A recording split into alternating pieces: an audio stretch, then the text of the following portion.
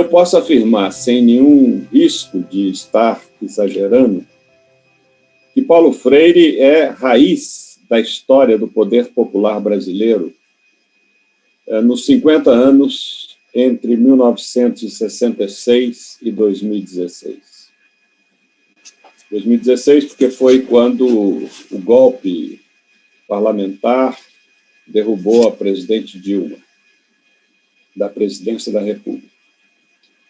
Esse poder ele surgiu como uma árvore frondosa da esquerda brasileira atuante na segunda metade do século XX, os grupos que lutaram contra a ditadura militar, que aqui no Brasil durou 21 anos, de 1964 até 1985, as comunidades eclesiais de base das igrejas cristãs, a abrangente rede de movimentos populares e sociais que despontou no Brasil a partir do início dos anos 70, o sindicalismo combativo, que despontou a partir de 1975, e na década de 1980, todo esse processo de acumulação de forças do poder popular foi acrescido da fundação da CUT, a Central Única dos Trabalhadores, da ANAMPOS, Articulação Nacional de Movimentos Populares e Sindicais, que depois,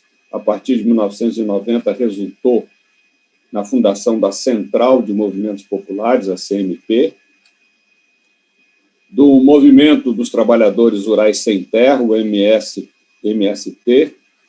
e, em 1980, a fundação do Partido dos Trabalhadores, e tantos outros movimentos que se somaram, ONGs, entidades, nesse processo que eu chamo de poder popular.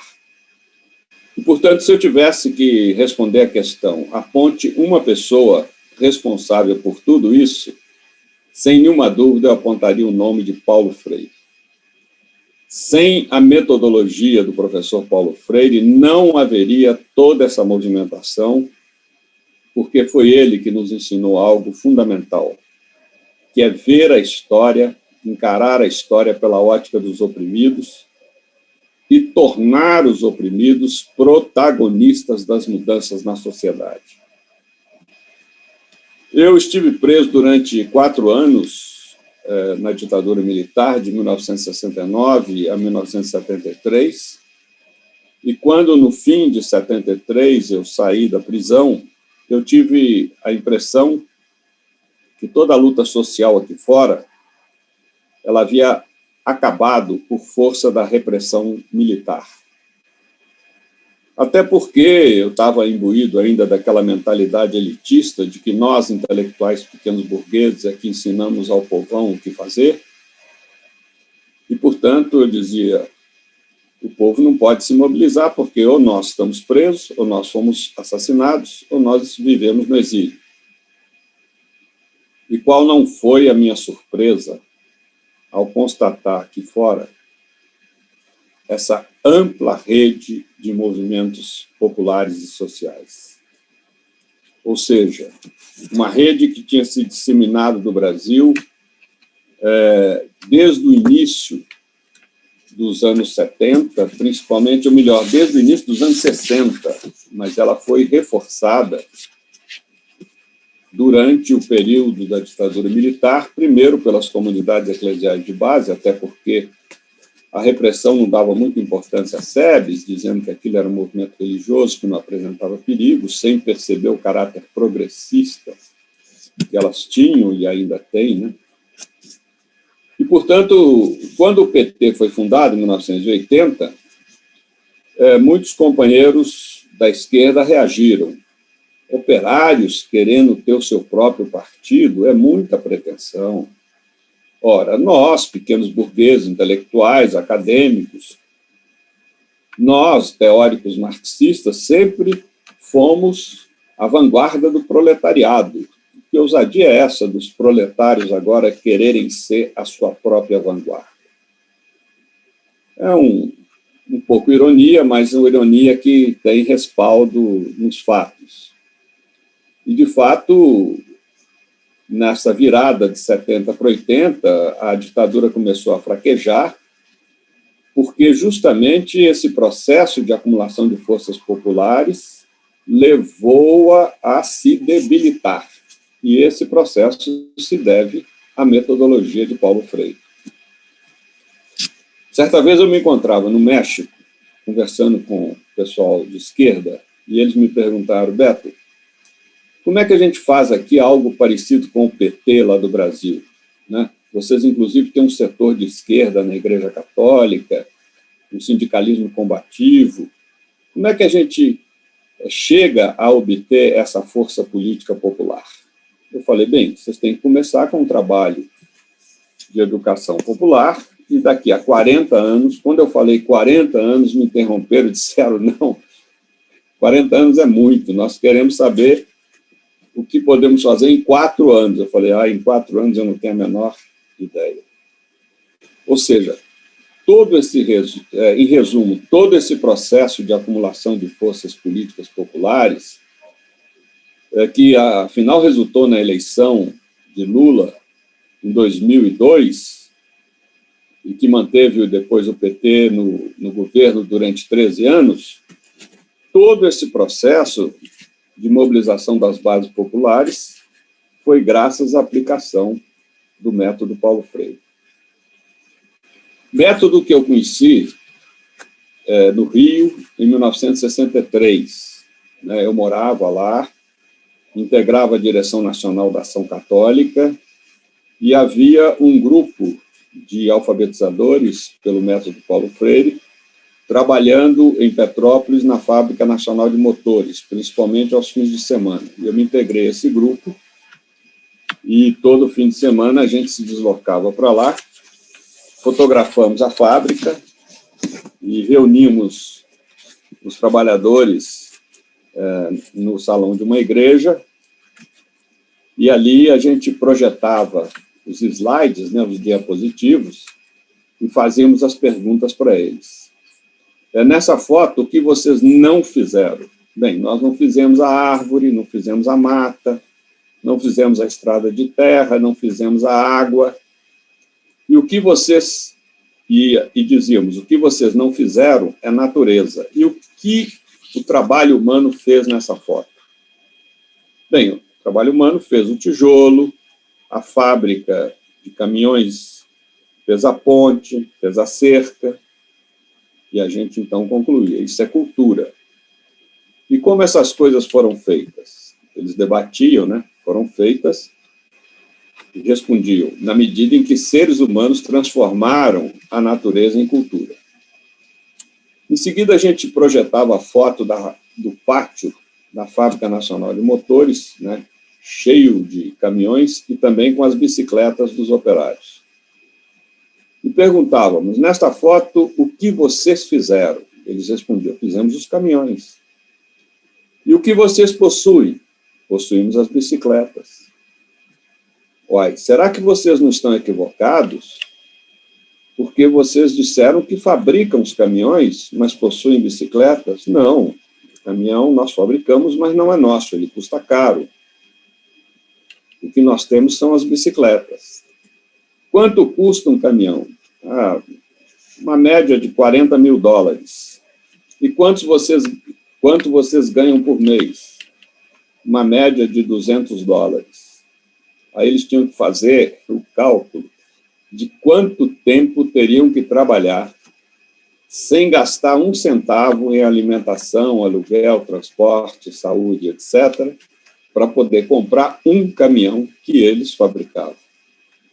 E daí eles começavam a raciocinar sobre a relação capital e trabalho, sobre a questão da mais-valia, da exploração, e eram as palavras geradoras que permitiam, então, o processo alfabetizador. Ou seja, as noções mais elementares do marxismo, enquanto crítica do capitalismo, surgiam da própria experiência deles, graças a esse método de Paulo Freire.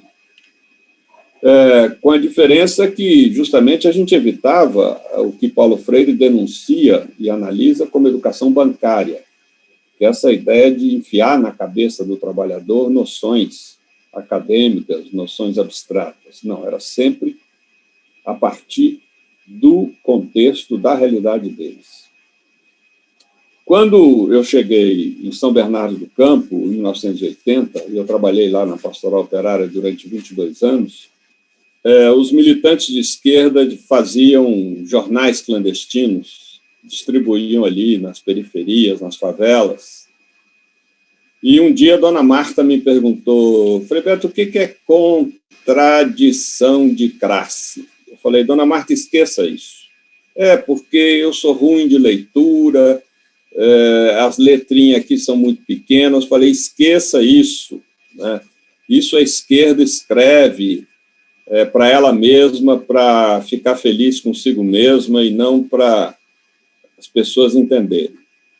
Ou seja, Paulo Freire, ele nos ensinou a falar em linguagem popular. A linguagem popular é plástica, ela não é acadêmica, ela não é abstrata, ela não é conceitual. Quando o povo fala, a gente vê o que o povo fala. Eu costumo dizer, até por isso é que a Bíblia é tão popular, porque a Bíblia não tem uma única aula de teologia ou doutrina. Toda ela são descrições plásticas. Quando você lê, você vê a narrativa, é como num romance.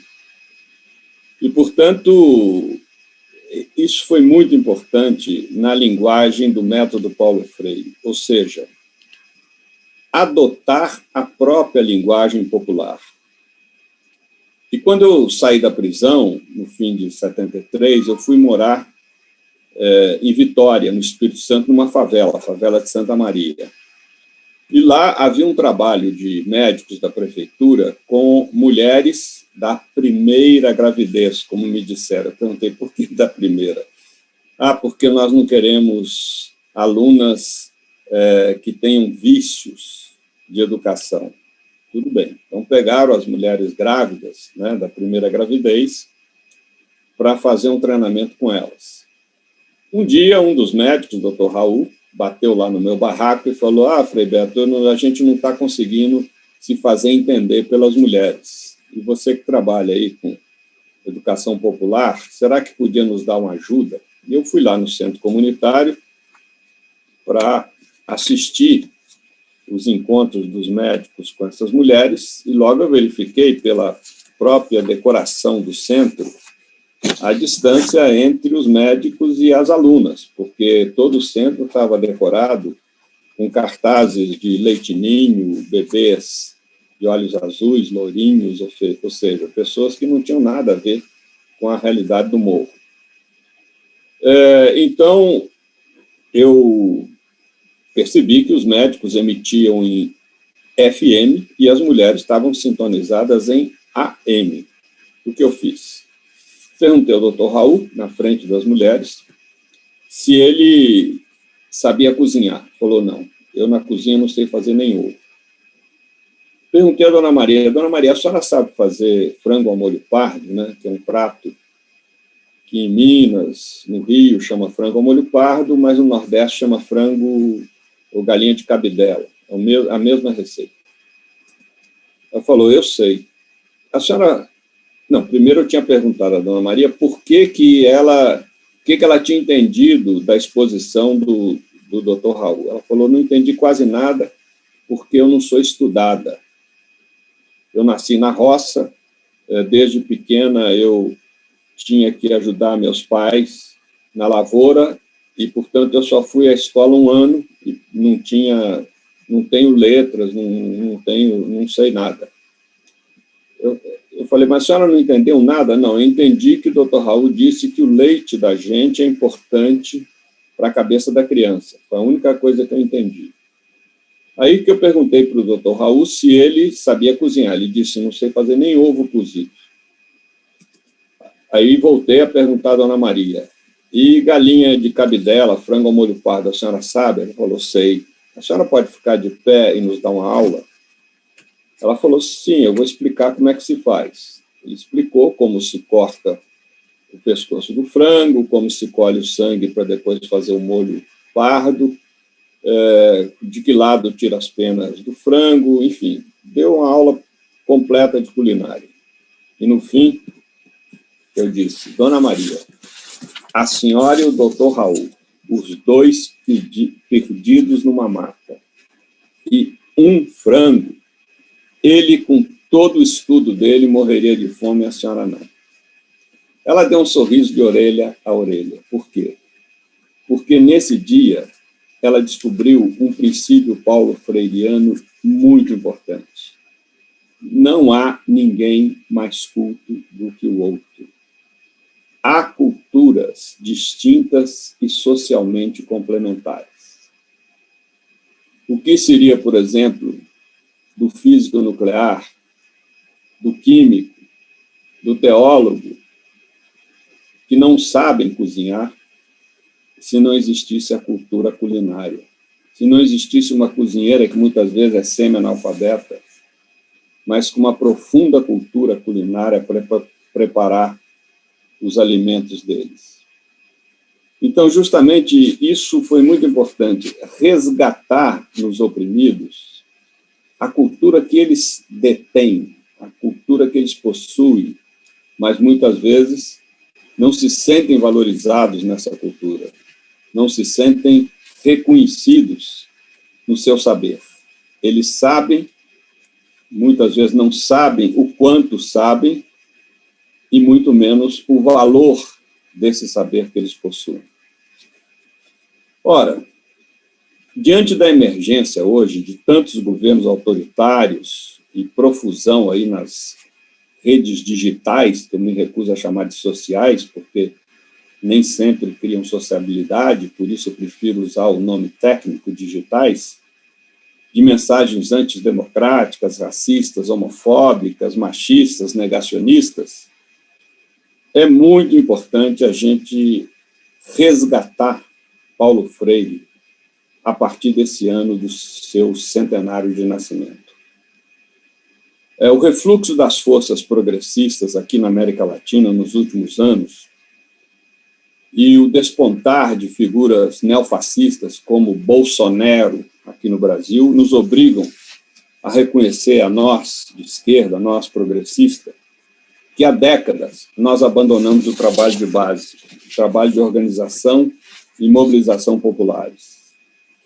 E esse vazio, junto às populações da periferia, das favelas, das zonas rurais pobres, esse vazio vem sendo ocupado pelo fundamentalismo religioso, pelo narcotráfico, pelos milicianos.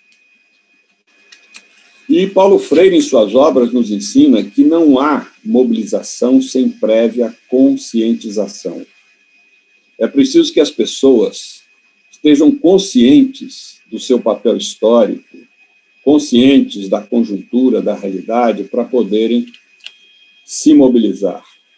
Consciente até do sentido da vida, né? O sentido que se imprime à existência é que nos faz nos mobilizar mais ou menos. E para apreender esse sentido, é preciso do que, em educação popular, eu chamo de varal. Varal é onde a gente dependura como roupa, né, os conceitos políticos e as chaves de análise da realidade. Em resumo, o varal é a percepção do tempo como história.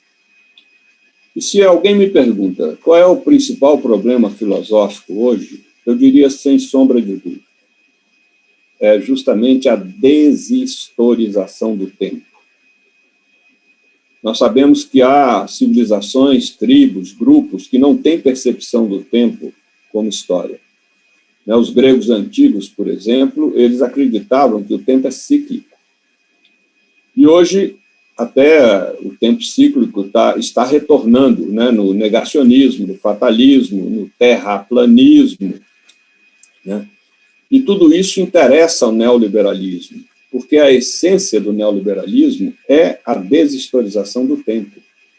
Não foi de graça que Fukuyama declarou que a história acabou, ou seja, expressou isso que o neoliberalismo quer nos incutir. E chegamos à plenitude dos tempos. Esse modo neoliberal de produção capitalista, baseado na supremacia do mercado, ele é definitivo, né? E poucos são os escolhidos e muitos são os excluídos. Portanto, o neoliberalismo quer nos convencer que não adianta querer lutar por uma sociedade alternativa, um outro mundo possível. Isso tudo é quimera. De fato, hoje em dia, não é fácil a gente falar em sociedade alternativa, né? Socialismo, então, nem pensar. Criou-se um pudor, um bloqueio emocional, intelectual em muitas pessoas, né? E até gente de esquerda que diz, não, o socialismo acabou, desabou, ruiu, foi enterrado. E muitas alternativas críticas ao capitalismo que se colocam hoje são intrasistêmicas, não são alternativas que pretendem ou visam a superar o sistema capitalista. E, portanto, essa noção do tempo como história, que nos vem dos persas, mas foi propalada pelos hebreus, pela tradição judaica através da Bíblia, ela é fundamental para resgatar esse sentido de visão histórica e mobilização para mudar esse processo histórico. É bom chamar a atenção para isso. 3 grandes paradigmas de nossa cultura, os 3 são judeus. E os 3 tiveram forte raiz de historicidade em suas mensagens. Jesus, Marx e Freud.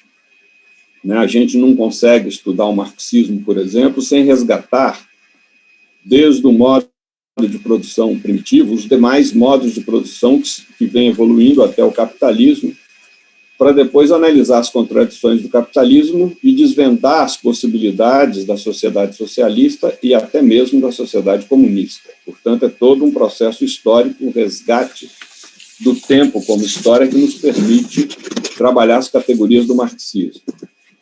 E se alguém faz terapia, né, também é a mesma coisa. Se puder dizer para o analista não só a sua história do passado, mas a sua vida intrauterina, isso vai ajudar muito a resgatar o seu equilíbrio hoje, né, para uma vida melhor no futuro.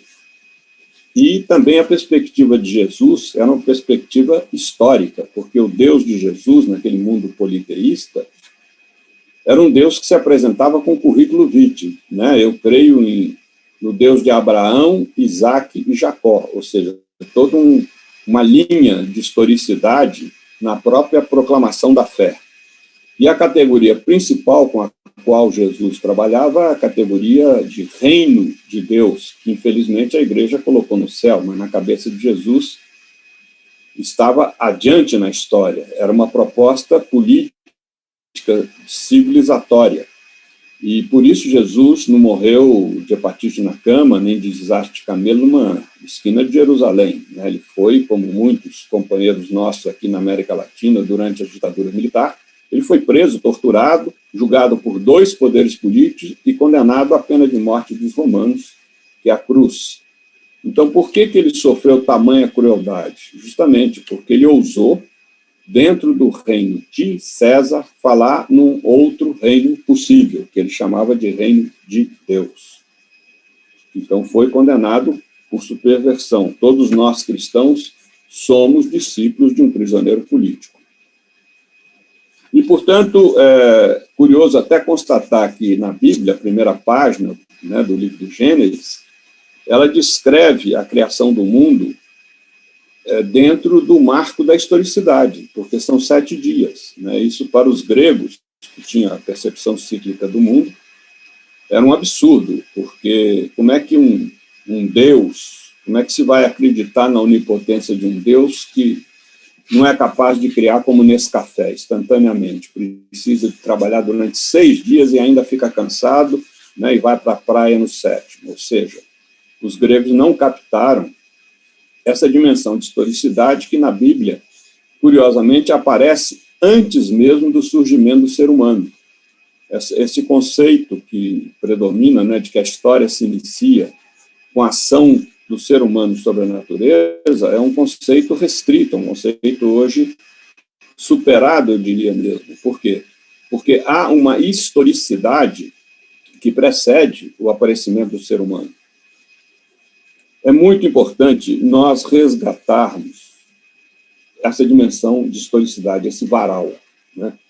E, para o neoliberalismo, não convém essa perspectiva, né? Mas não se pode fazer educação popular sem esse varal para pendurar as roupas das ideias, das experiências, dos fatos. Esse varal por trás da cabeça, né, a concepção do tempo como história, é fundamental para que se possa visualizar o processo social e político. Isso acontece também na dimensão micro de nossas vidas, né? Porque hoje muitas pessoas têm dificuldade, sobretudo jovens, de fazer projetos de vida e chegam aos 20 anos sem noção do que fazer da vida, porque para muitos deles tudo é aqui e agora. Portanto, amigos e amigas, se nós queremos resgatar, e devemos, né, o legado de Paulo Freire, é importante voltar ao trabalho de base com as classes populares, adotar o seu método numa perspectiva histórica, aberta às utopias libertárias e ao horizonte democrático. Eu estou convencido que fora do povo não há salvação, né? E se nós acreditarmos que a democracia deve ser, de fato, o governo do povo, para o povo, com o povo, não nos resta alternativa se não adotar o processo educativo paulo-freireano, que situa os oprimidos como protagonistas políticos e históricos. Quando Paulo Freire retornou, após 15 anos de exílio, retornou ao Brasil, em 1979, em agosto, nós nos encontramos aqui em São Paulo. E, como éramos vizinhos, com frequência nos visitávamos. E isso estreitou muito as nossas relações pessoais e nos permitiu, inclusive, escrever um livro que foi mediado pelo jornalista Ricardo Couto, chamado Essa Escola Chamada Vida. Pois bem, Paulo ele ficou doente em 1997, né, veio a falecer no dia 2 de maio daquele ano, mas estive junto a ele nos momentos finais, né, nesse momento que eu chamo de transvivenciação, ali em maio de 97. E logo em seguida eu escrevi um texto, e eu quero terminar essa minha fala enunciando a vocês esse texto que eu acho que traduz bem toda a metodologia do professor Paulo Freire. Ivo viu a uva. Ensinavam os manuais de alfabetização. Mas o professor Paulo Freire, com seu método de alfabetizar conscientizando, fez adultos e crianças no Brasil, na Guiné-Bissau, na Índia, na Nicarágua e em tantos outros lugares descobrirem que Ivo não viu apenas com os olhos, viu também com a mente e se perguntou se uva é natureza ou cultura. Ivo viu que a fruta não resulta do trabalho humano, é criação, é natureza. Paulo Freire ensinou a Ivo que semear fruta, semear uva, é ação humana na e sobre natureza.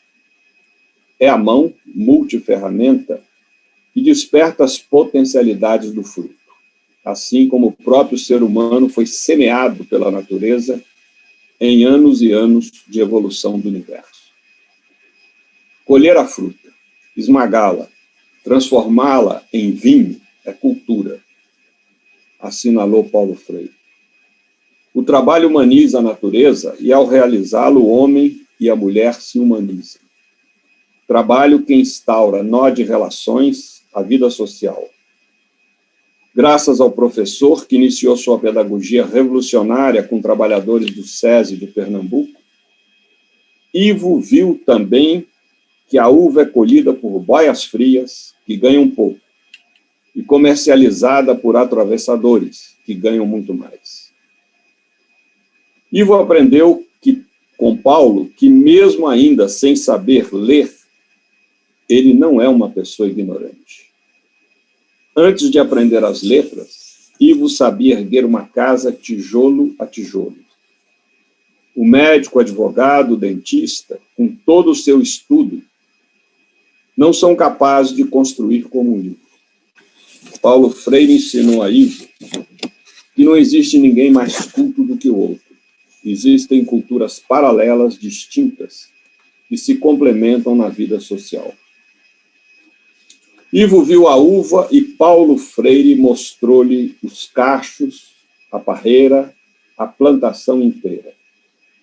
Ensinou a Ivo que a leitura de um texto é tanto melhor compreendida quanto mais se insere o texto no contexto do autor e do leitor. É dessa relação dialógica entre texto e contexto que Ivo extrai o pré-texto para agir. No início e no fim do aprendizado, é a praxis de Ivo que importa. Praxis, teoria, praxis. Num processo indutivo que torna o educando sujeito histórico. Ivo viu a uva e não viu a ave, que de cima enxerga a parreira e não vê a uva. O que Ivo vê é diferente do que vê a ave. Assim, Paulo Freire ensinou a Ivo um princípio fundamental de epistemologia. A cabeça pensa onde os pés pisam. O mundo desigual pode ser lido pela ótica do opressor ou pela ótica do oprimido. Resulta uma leitura tão diferente uma da outra como entre a versão de Ptolomeu ao observar o sistema solar com os pés na Terra e a versão de Copérnico ao imaginar-se com os pés no Sol. Agora Ivo vê a uva, a parreira e todas as relações sociais que fazem do fruto festa no cálice de vinho. Mas já não vê Paulo Freire, que mergulhou no amor de Deus na manhã de 2 de maio de 1997 e deixou-nos uma obra inestimável e um testemunho admirável de competência e coerência. Paulo deveria estar em Cuba, onde receberia o título honoris causa, e eu, infelizmente, não pude representá-lo. Mas antes de embarcar, fui rezar com Nita, sua mulher, e os filhos dele, em torno de seu semblante tranquilo. Paulo via